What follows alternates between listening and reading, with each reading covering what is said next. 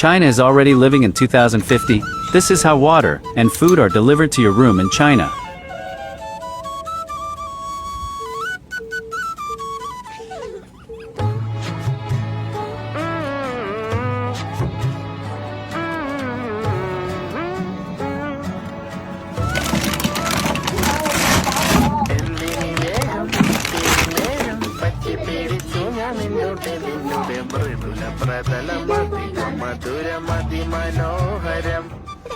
മാനത്തെ അമ്പിളി ചേലത്തെ കൊമ്പിളിൽ കൊണ്ടുവരാനായി സാധിച്ചില്ലെങ്കിലും ഓക്കെ എന്നാല് okay bye.